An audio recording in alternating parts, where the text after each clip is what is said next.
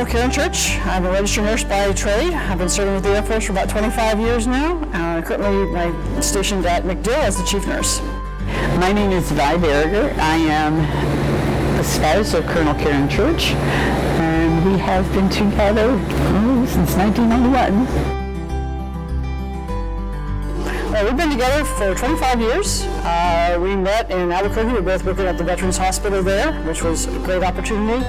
Actually, that's kind of a funny story. At first, she didn't like me too much, and I didn't like her too much. And she was a critical care nurse, you know how they are.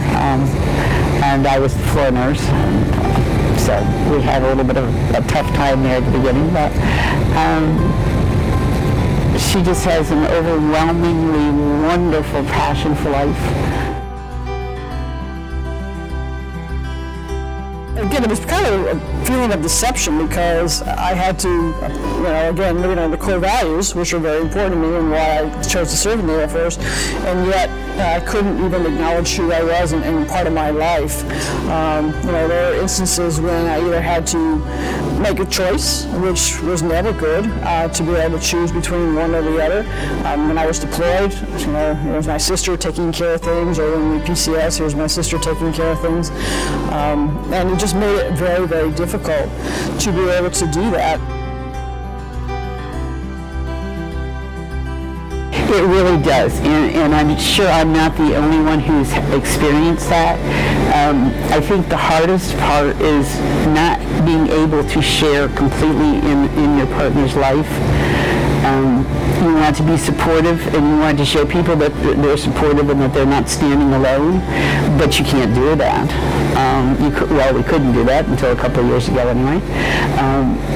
There were many times that she'd have to go out and be single, and I know that people didn't think she had any kind of supportive system. That wasn't true.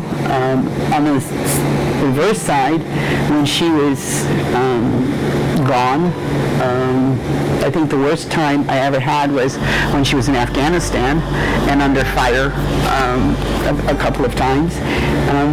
It came right down to the fact that I wouldn't have even been able to claim her body. I had no rights.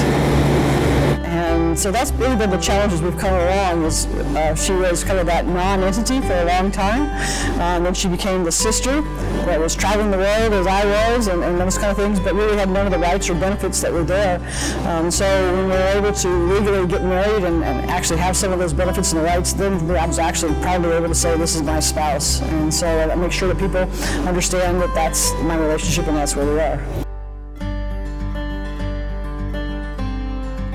Until Don't Ask, Don't Tell went away, it still took time to get there because it's still part of your life. In fact, there's people at my last base who will call and say, hey, how's your sister doing?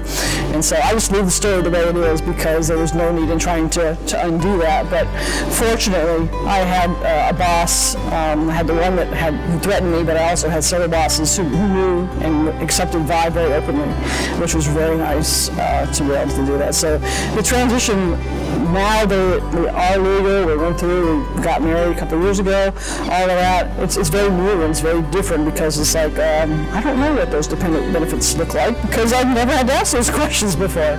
So it really is a different world.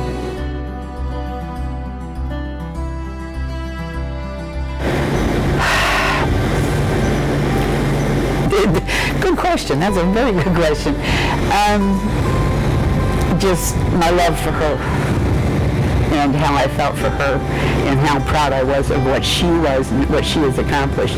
The other part of that is that a lot of people don't realize that I too was a professional nurse, and you can't have a career. So you have to give up your own career in order to become a military spouse, so to speak.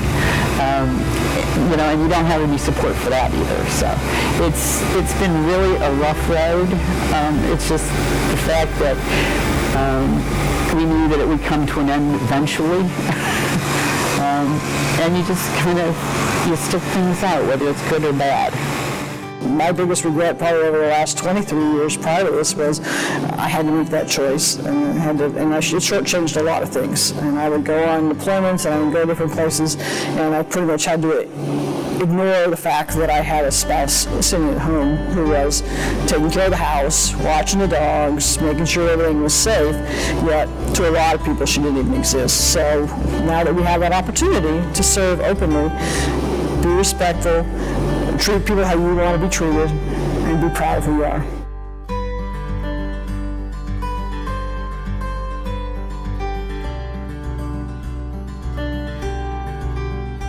Well, and I'm a strong believer that diversity is our strength, okay? And as a human race, we really need to get along, and it shouldn't matter. You weigh each person on their merits. The reality is we don't get along with everybody. There's folks that just, different personalities or whatever, but everybody brings something to the table. And if you can just accept that and allow folks to be able to be who they are, and not what they are, I guess is what I want to say, it shouldn't matter, whether it's color, religion, race, whatever, it shouldn't matter.